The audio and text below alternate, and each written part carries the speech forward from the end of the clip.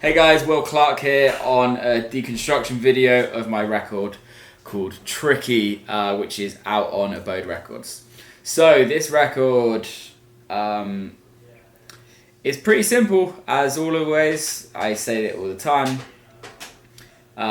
This was purely, I literally wrote this in about 3 hours, just fucking about in my studio in Detroit. Wanted to write something that was more of a groover.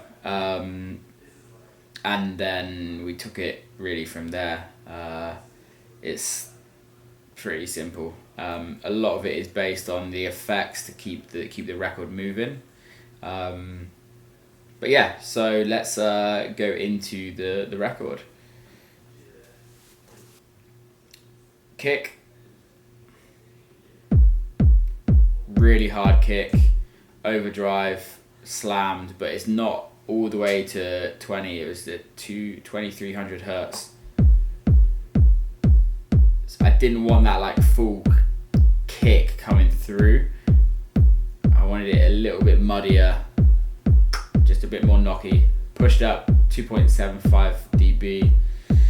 And then this is the bass. So the bass is I initially found a sample loop, which then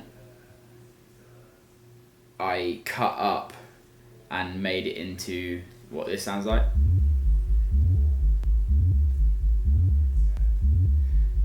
So I've EQ'd it out a little bit, and then I've added a compressor with a bit of distortion, but I believe we are actually sidechaining to the sidechain of the audio.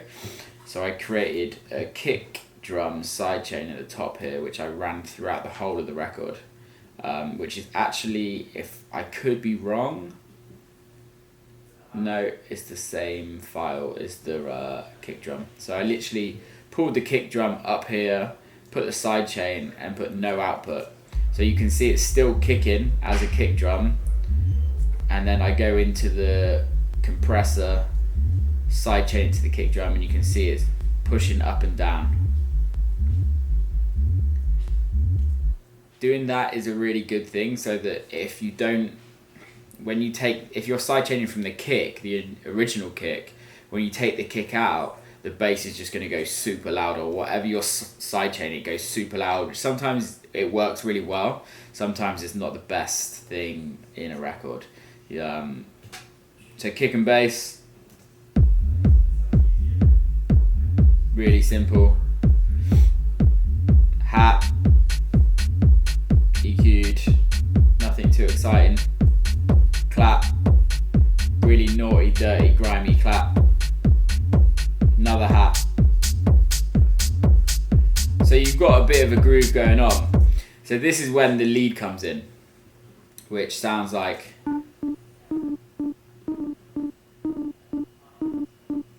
However, the lead has been destroyed completely. So this is what it sounds like initially. Distortion, using the decapitator. It just brings it out a little bit more, up to 400, just sort of fully wet. Micro shift, love this. So just it delays it a little bit, it adds a few things in and around. Just, I don't really always know what this does, but it just makes it sound good.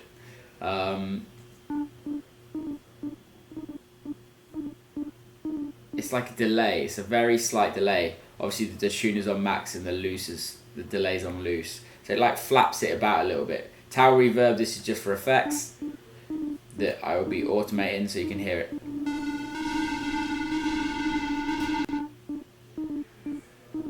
Same with the Echo Boy. This is just purely for mix here. However, and then the compressor, I believe it isn't sidechain, it's just keeping it tighter with a bit of distortion at the end. However, on this, I'm automating the EXS24 release and the filter and the drive. So if you hear when it's coming here, the drive is coming up.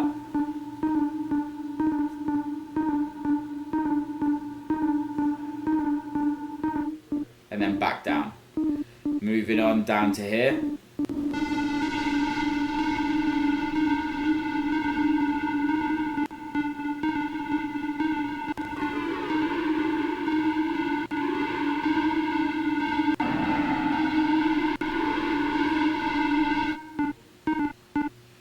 And then the drive is back to halfway that way when it drops in. So we're doing a lot of other things as well. So you've got the towel reverb being automated up here, which self-explanatory. Reverb makes it sound big. And then we've got the mix of the echo boy and the echo time. So the echo time is going, let me mute everything apart from the echo boy.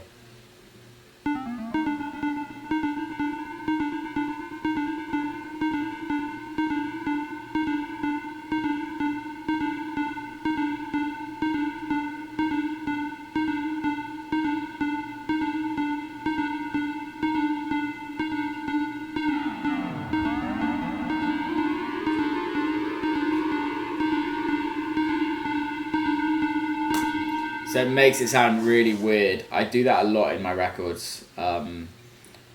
It just kind of adds more to it with the glide on or off. It depends what type of effect you're trying to get out of it. But with the glide on, it glides, so it like makes it sound like you're speeding the record up or slowing the record down. Great tool, that. So take the loop off, and then with the drums playing.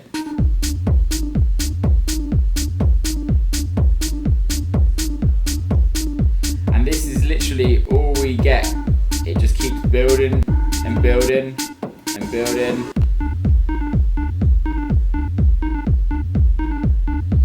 We have a few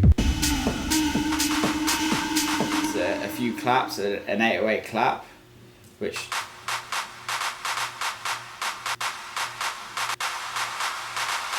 is being slammed.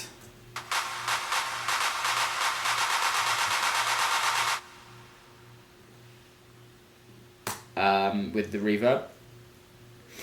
And then we have a white noise riser.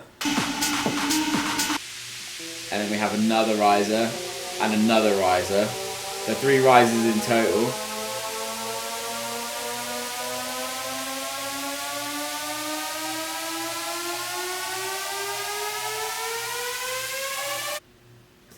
Just to kind of give it more in the club. On the underlay of the record, we've got a white noise,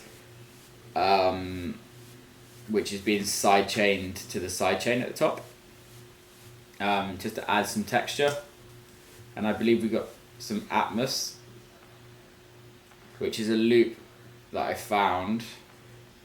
Let me take this off and see what it sounds like.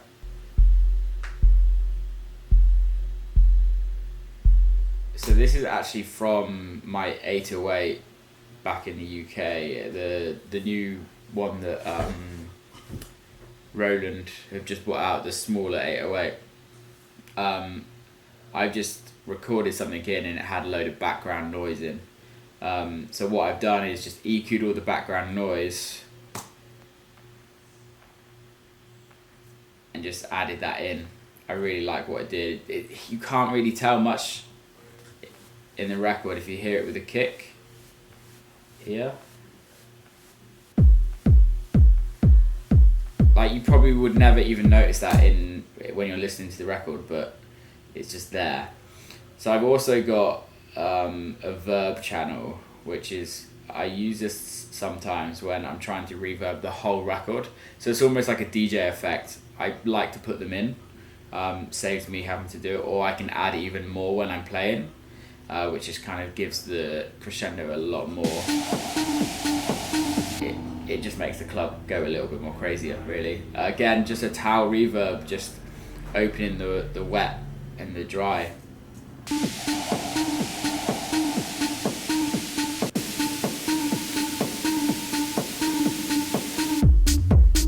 what I've actually done is I believe I've ran every channel.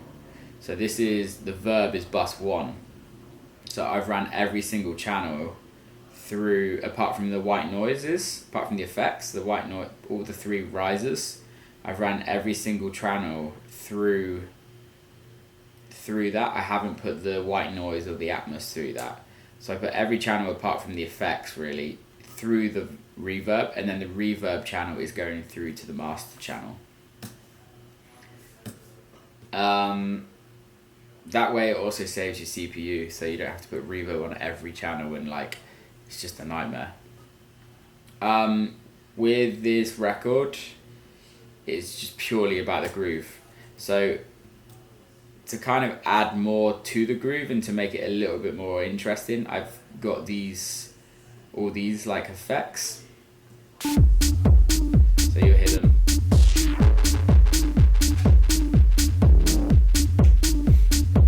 And then we got this one here.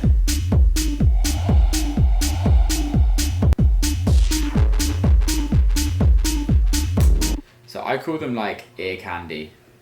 It's just to kind of keep your ears excited.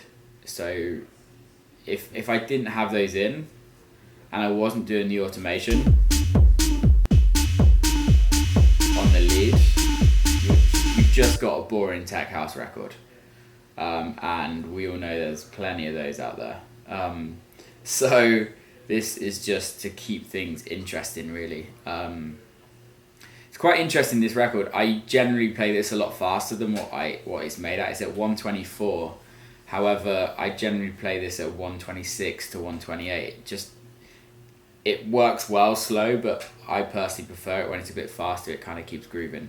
The automation on this is purely based around long build-ups. So you've got, the intro is 2 minutes. It's perfect to like mix with, and then you can mix this record in when you're DJing and still have like 30 seconds of it by itself until it drops in at 2 minutes, and then you've got another breakdown at 3 minutes to at 3:20 to, so you got another minute breakdown, and then it kicks into literally just kick and bass and lead by itself, and then the hats come back in.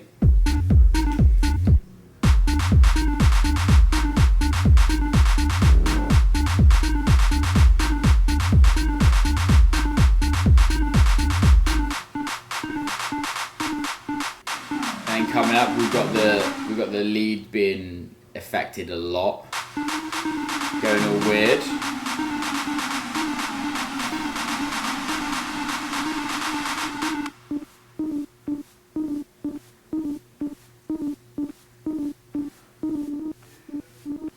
So what I've done here is this, literally I've just bounced this in place and reversed it.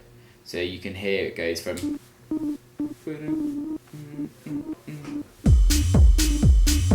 back into the record, and then we've got the outro. So it's a very simple record. I use this more as a tool. It works really well on the dance floor as well. So yeah, that is the deconstruction of Tricky, which is out on Abode Records. Go grab it.